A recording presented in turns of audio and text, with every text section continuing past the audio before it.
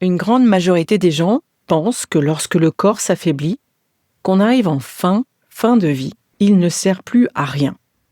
C'est quand même incroyable d'imaginer ça et c'est peut-être une réalité que tu ne connais pas, que tu sois aidant ou professionnel du soin, pensant peut-être qu'il faut se tourner uniquement vers la parole ou les soins techniques dans ces moments-là.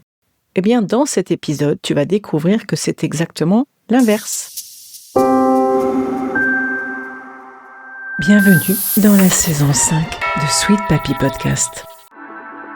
Et si je te disais que dans l'accompagnement de fin de vie de nos proches, il existe parfois des instants comme suspendus où tu découvres une force en toi que tu ne soupçonnais pas. Alors avant que mes souvenirs ne s'effacent, pendant 60 jours, j'espère devenir ton miroir. Celui qui éclaire tes choix, tes fragilités, ta façon d'aimer, que tu sois aidant ou professionnel du soin. Alors abonne-toi pour ne rien manquer de ces instants de passage. Le corps devient le dernier lieu de lien. Il parle encore, juste autrement. Et oui, les mots se taisent, les traitements se font plus légers, mais soudain, tout passe par lui. Imagine le souffle, la peau, le regard, la main qui bouge un peu. Chaque détail devient un message.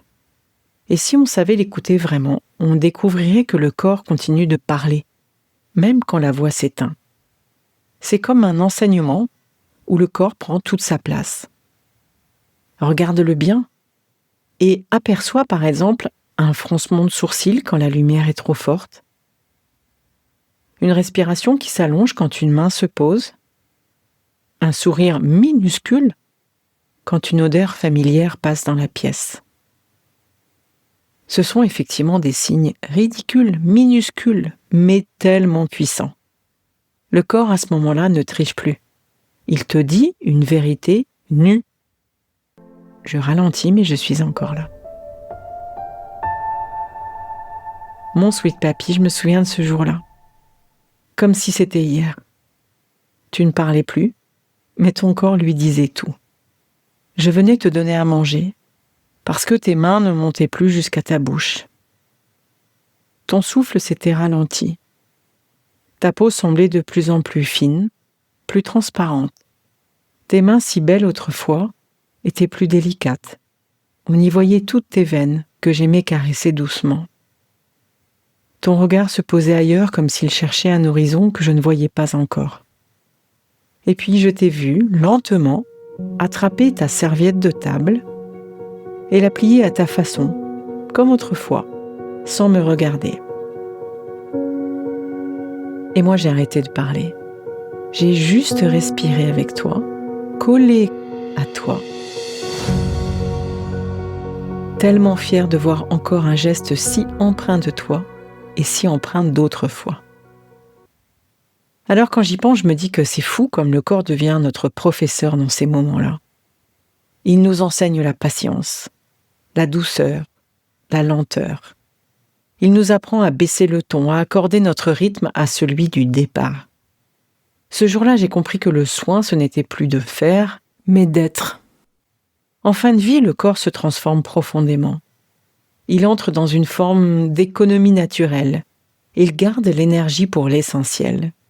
Il y a donc ralentissement du métabolisme. Inutile d'essayer de stimuler ou d'agiter.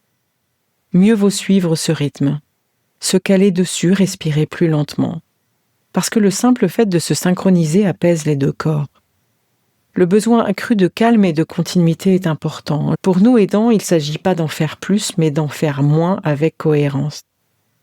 À mesure que les autres sens s'affaiblissent, le toucher, l'odorat, l'ouïe deviennent plus intenses.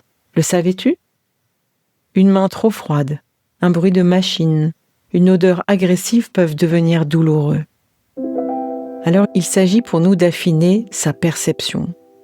Parler doucement, poser la main avec tendresse, avec douceur, éviter les parfums forts, écouter le silence. C'est là que le soin devient synchronisation. Respirer ensemble, se taire ensemble, être deux présences qui s'accordent sur le même souffle.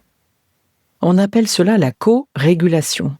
Quand l'aidant se calme, la personne apaisée perçoit ce rythme et s'y ajuste inconsciemment. C'est une sorte de danse invisible entre deux respirations.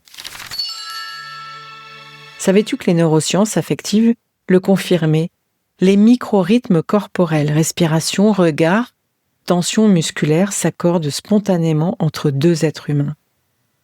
Ce phénomène s'appelle la synchronisation émotionnelle.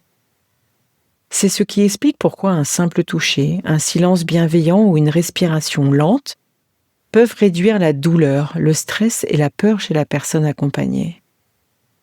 Et j'ai appris que dans les soins palliatifs, on dit souvent, le dernier langage du corps, c'est la présence de l'autre. C'est ce langage que tu apprends à écouter jour après jour, sans mots, sans gestes inutiles. Voilà, c'était notre moment du jour, très doux.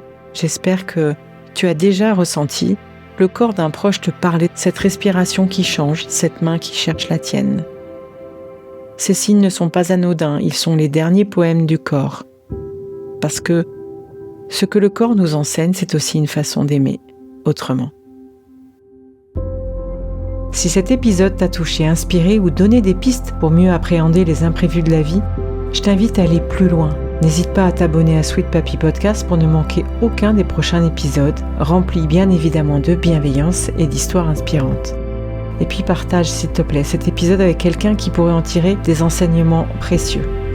Et surtout, si tu souhaites discuter de ton propre parcours d'aidant, échanger ou découvrir des ressources pour t'accompagner, n'hésite pas à réserver un appel découverte avec moi via le lien qu'il y a dans le descriptif de l'épisode. Sache que ton histoire, ton expérience et tes questions méritent d'être entendues. À très bientôt et prends soin de toi.